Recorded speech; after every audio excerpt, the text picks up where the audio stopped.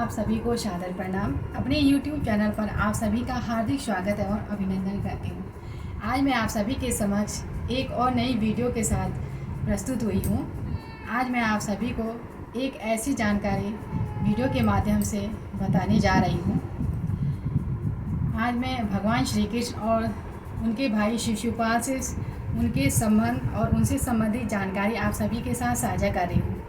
महाभारत का नाम सभी ने सुना होगा, जिसमें कौरवों और पांडवों के इतिहास है। उनके प्रलयकारी युद्ध के नाम से जो प्रख्यात महाभारत ग्रंथ लिखा गया है, जिसकी रचना भगवान वेद व्यास जी ने की है। तो उनमें एक पात्र शिशुपाल भी आते हैं, जिसमें भगवान श्री कृष्ण और शिशुपाल के क्या संबंध है, उनके बारे में जानकारी आप सभी के साथ साझा कर रही हूँ। वासुदेव जी की बहन और छेदी के राजा दमाघोष का पुत्र शिशुपाल था। जब शिशुपाल जी का जन्म हुआ तो वो जन्म से ही कुछ विचित्र थे। मतलब उनके शरीर के जो अंग थे वो बड़े विचित्र थे। उनकी 3 आँखें थी, 4 हाथ थे। तो इस प्रकार से वो अजीबोगरीब से पैदा हुए थे। उनका इस प्रकार से जन्म हुआ। जब उनके माता पिता ने उन्हें देखा तो वो बड़े चिंतित हुए। उन्होंने कहा कि ये राक्षस कहाँ से पैदा हो गया है। तब शिशुपाल के माता और पिता ने उनको त्यागने का निर्णय किया। तभी उसी समय आकाशवाणी होती है कि इस बच्चे का आप त्याग न करें। समय आने पर इस बच्चे के जो शरीर के अतिरिक्त अंग हैं वो गायब हो जाएंगे। यह आकाश और साथ में ये भी कहा, जिस व्यक्ति के गोद में बैठने से इसके शरीर के जो अतिरिक्त अंग हैं वो गायब हो जाएंगे, तो उसी व्यक्ति के हाथों से इसका वध भी होगा, यानी कि उसी के हाथों इसकी मृत्यु होगी। ये सोचकर शिशुपाल के माता और पिता ने उसका त्याग नहीं किया। कुछ समय बीतने के पश्चात भगवान श्री कृष्ण जी एक दिन अपनी बुआ जी के घर आए। वहीं पे सामने शिशुपाल खेल रहा था। तभी खेलते खेलते भगवान श्री कृष्ण जी की नज़र शिशुपाल पे पड़ी। उन्होंने शिशुपाल को देखकर बड़े प्रसन्न हुए। उन्होंने शिशुपाल को अपनी गोद में उठाने का उनको जिज्ञासा उत्पन्न हुई। तो उन्होंने शिशुपाल को वहाँ से अपनी गोदी में उठाया। जैसे ही भगवान श्री कृष्ण जी ने शिशुपाल को अपनी गोदी में उठाया तो उसके जो शरीर के अतिरिक्त अंग थे वो गायब हो गए। ये देखकर भगवान श्री कृष्ण जी की बुआ खुश होने के साथ चिंतित भी हो गई थी। उनको पता था कि अब इन्हीं के हाथों से, श्री कृष्ण के हाथों से ही शिशुपाल का वध होगा। तो उसकी बुआ ने, भगवान श्री कृष्ण जी की बुआ ने श्री कृष्ण से वचन मांगा कि आप अपने भाई का वध नहीं करोगे। अब भगवान श्री कृष्ण जी अपनी बुआ को दुखी नहीं देखना चाहते थे और न वे विधि के विधान को बदल सकते थे। तो इस प्रकार उन्होंने अपनी बुआ को वचन दिया कि ठीक है बुआ, मैं इसके जो 100 अपराध हैं उसे क्षमा कर दूंगा। अगर इसने 101 उसके बाद 100 के बाद जो अपराध करना शुरू किया तो मैं उसी समय इसका वध कर दूंगा। ये कहते हुए भगवान श्री कृष्ण जी कुछ समय वहाँ रुकने के पश्चात वहाँ से अपने घर वापस आ गए। ऐसे ऐसे थोड़ा समय बीतता गया। शिशुपाल बड़ा हुआ। जब शिशुपाल बड़ा हुआ तो उन्होंने रुक्मणी से ब्याह करना चाहा, परंतु रुक्मणी भगवान श्री कृष्ण से प्रेम करती थी तो और उन्हीं से शादी करना चाहती थी।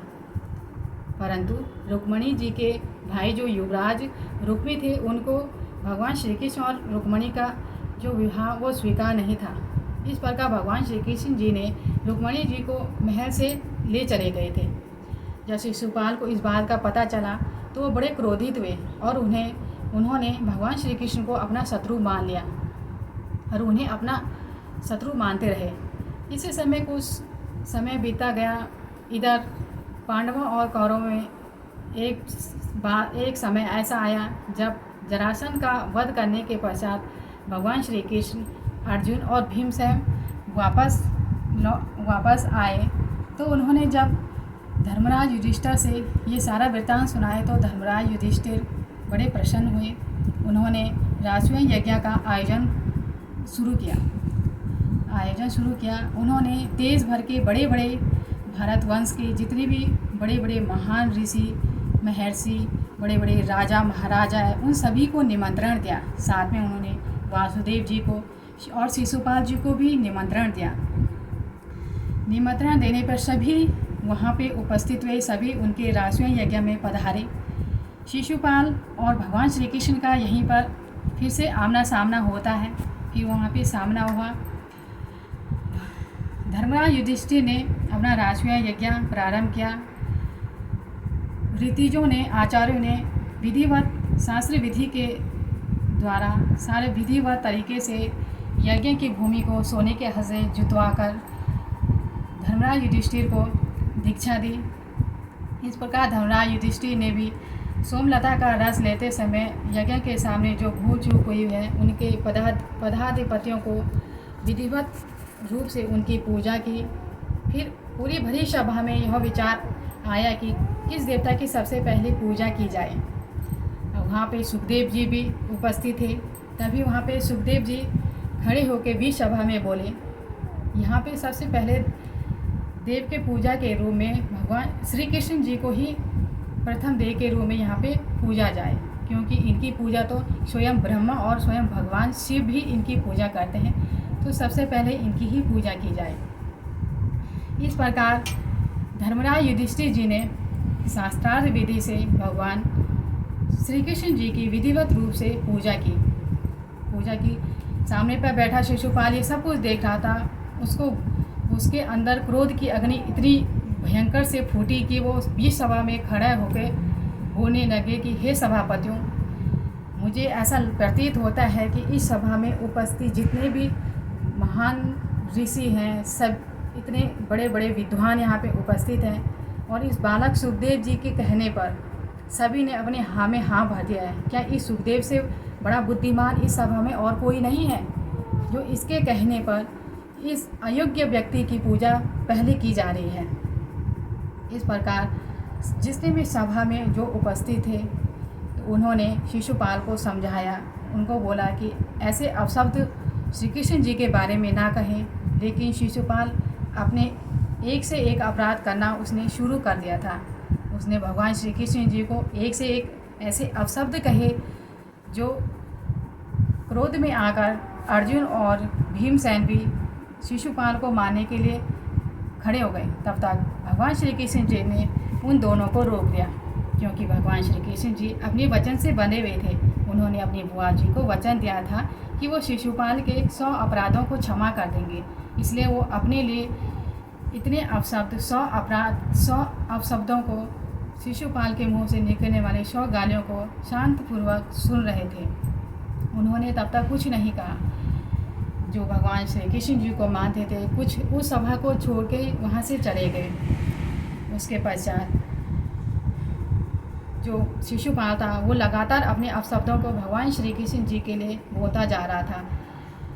तब जब उसके 100 अपराध पूरे हो गए थे, तब भगवान श्री कृष्ण जी सभा में इतनी ज़ोर से गरज उठे कि शिशुपाल सावधान, अब इससे ज़्यादा अपशब्द मैं तुम्हें सहन नहीं कर सकता हूँ, अपने लिए सहन नहीं कर सकता हूँ, सावधान हो जाओ, नहीं तो मैं अब तुम्हारा वध कर दूँगा।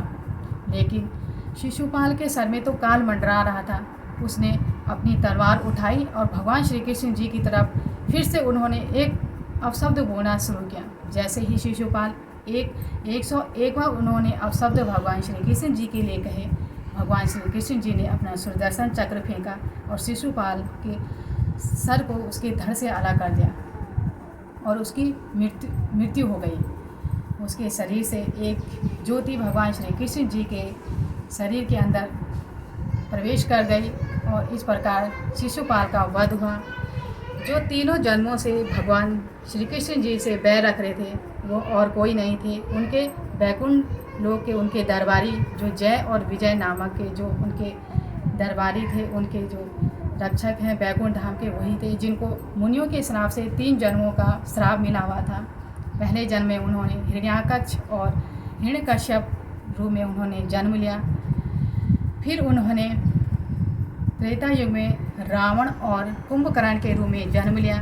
फिर उन्होंने द्वापर युग में शिशुपाल और कंस के रूप में जन्म लिया। इस प्रकार भगवान श्री कृष्ण जी ने उनको उनको परम गति को प्राप्त दिया और फिर उन्हें वैकुंठ धाम की ओर गमन कराया।